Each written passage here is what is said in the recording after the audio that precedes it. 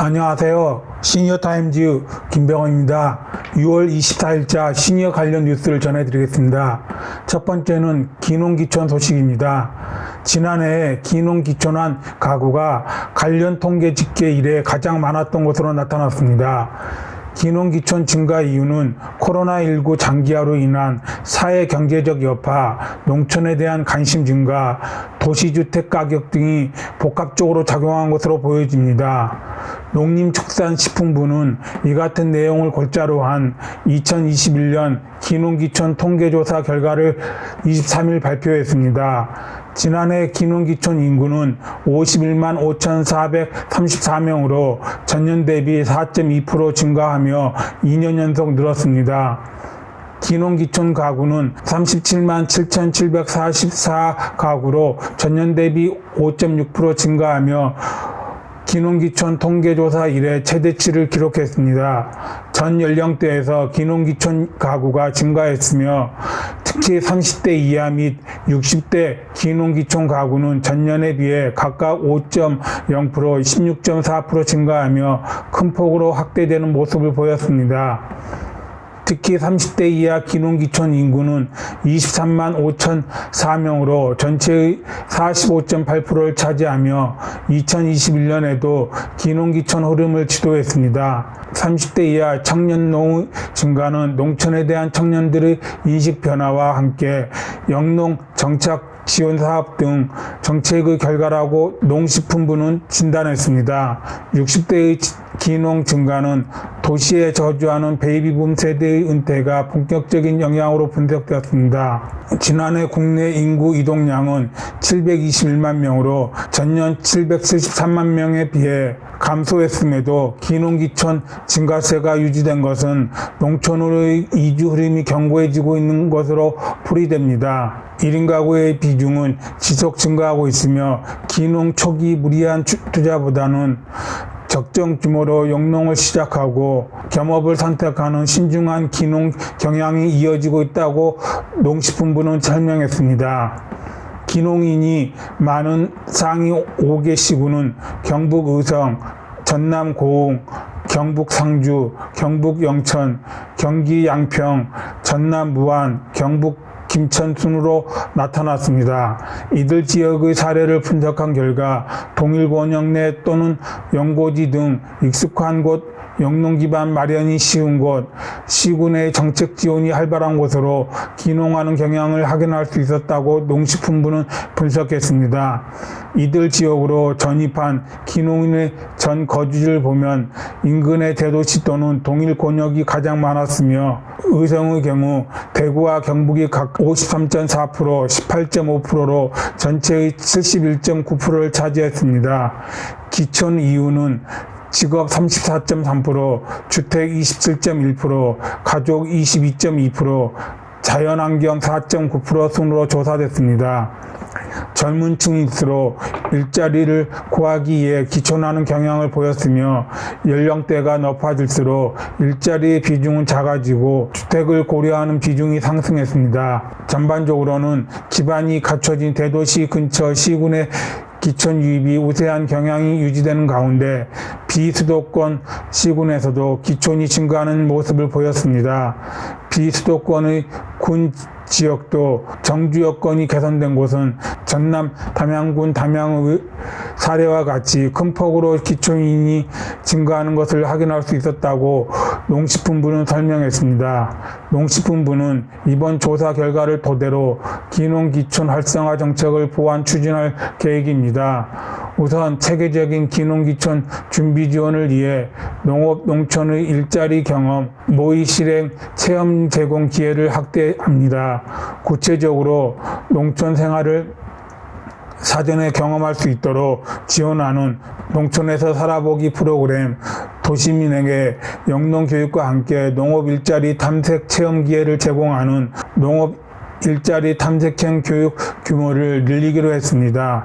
또 청년 기농인이 안심하고 농업에 종사할 수 있도록 영농 정착 지원금 지원 규모를 2,000명으로 확대하고 청년 기농인의 준비, 창업, 성장 전 과정을 지원하는 제1차 청년 기농인 육성 기본 계획을 올해 하반기에 수립할 계획입니다. 준비에서 정착까지 전 과정에 필요한 정보 서비스를 일괄로 지원하는 기농기촌 통합 플랫폼도 구축하기로 했습니다. 플랫폼에서는 각 부처, 지자체의 정책, 농지, 주거, 일자리 등 광범위한 정보 서비스를 관계기관 시스템과 연계해 통합 제공하게 됩니다. 이와 함께 농촌 공간 계획 제도 도입 및 농촌 재생 프로젝트를 통해 생활 기반, 쾌적한 주거 여건을 갖춘 농촌 공간 조성에도 나설 계획입니다. 올해 농촌 재생 프로젝트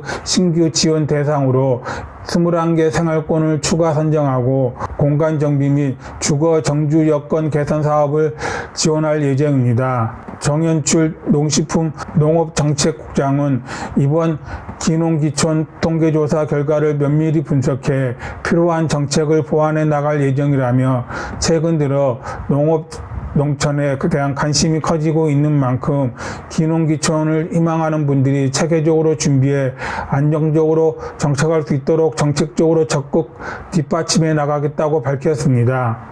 두 번째는 초고령 사회에 대비한 간병 부담 완화 정책 소식입니다. 경남연구원이 23일 브리프를 통해 초고령 사회 대비 간병 부담 완화 정책 확대가 필요하다고 제시했습니다. 박선희 연구위원과 강명진 전문연구원은 초고령 사회가 도래함에 따라 의료 간병 서비스 수요가 증가할 것으로 예상되는 상황에서 장기 요양 노인의 돌봄을 제공하는 사람 중 다수가 자녀 또는 배우자로서 가족의 돌봄 부담이 크다는 점을 지적했습니다. 노인뿐 아니라 가족 중 치료가 필요한 간병 돌봄 수요가 발생하게 될 때 가족이 1차적으로 그 부담을 안게 되며 장기간 간병으로 인한 극단적인 경제적 심리적 부담은 간병 파산 또는 간병 살인과 같은 비극이 나타나고 있습니다. 이를 해결하기 위해서는 공적 간병 간호 시스템인 간호간병 통합 서비스 및 경남형 간병 지원 사업, 경남 365 안심병동 사업의 확대 및 간병 가족 돌봄 제공자에 대한 종합적인 지원이 필요합니다. 2022년 2월 말 기준 우리나라 65세 이상 인구는 894만 명으로 전체 인구 대비 17.3%입니다. 경남의 고령 하율은 이보다 약간 높은 18.6%로 2021년 8월 이후 거의 매달 0.1%씩 고령 인구가 증가하는 경향을 보이고 있습니다. 동시에 2000년 이후 질병이나 사고로 아프거나 다치는 등 간병과 돌봄이 필요한 기간도 늘어나고 있습니다. 경남의 경우 자녀나 배우자 등 가족이 간병 등 돌봄을 제공하는 경우가 63.3%로 높게 나타났고 노인뿐 아니라 전 세대로 확장했을 때 환자에게 필요한 사적 간병 수요 중 88%는 환자의 가족으로부터 제공받고 있어 가족 간병 부담이 매우 큽니다. 이러한 문제를 해결하기 위해 간호간병 통합 서비스가 시행 중이지만 간호간병 통합 서비스가 지역에 따라 큰 편차를 보이고 있어 개선이 필요합니다. 경남도는 65세 이상 고령자 또는 저소득층 등에 대해 간병 지원 사업을 시행하고 있으며 2021년 말 기준 68개 병실 366개 병상을 운영하고 있습니다. 고령 인구가 빠르게 증가하고 있기 때문에 간병 서비스 이용 대상과 병상 수를 더 적극적으로 확충할 필요가 있습니다. 우리나라에서는 공식적인 간병 통계가 구축되어 있지 않아 사적 간병 부담 수준에 대한 정확한 추계가 어렵고 관련 정책 개발을 위한 근거 자료가 부족합니다. 이러한 측면에서 경남 가족 돌봄 실태 파악이 선행되어야 하며 자체 통계 자료를 구축해 간병 서비스 개선 및 확대 방안 기초 자료 확보가 필요합니다. 박선희 연구위원은 일본의 경우 간병 부담으로 직장을 그만두는 간병 퇴직을 막기 위해 간병 휴직 기간을 늘리고 급여까지 제공하는 사례를 언급하면서 초고령 사회를 대비하기 위해 관련 통계 자료를 구축하고 이를 토대로 간병 지원 정책을 확대 강화하는 것이 필요하며 가족 돌봄 제공자의 신체적 심리적 부담을 완화하기 위한 종합적 지원 방안이 마련되어야 할 것이라고 강조했습니다. 마지막은 어르신 1:1 스마트폰 무료 교육 소식입니다. 7월부터 9월까지 스마트폰 활용에 어려움을 겪는 어르신 누구나 어디나 지원단 콜센터로 1:1 스마트폰 무료 교육을 신청할 수 있습니다. 교육 장소는 서울시 각 권역별 학습장인 은평구 서울혁신파크, 은평종합재가센터, 노원구 상계중앙시장, 관악구 신한은행 디지털 라운지 등에서 들을 수 있으며 향후 더 확대될 예정입니다. 그에 어디나 지원단 스마트 클리닉 센터에서도 스마트폰 교육을 진행하고 있습니다.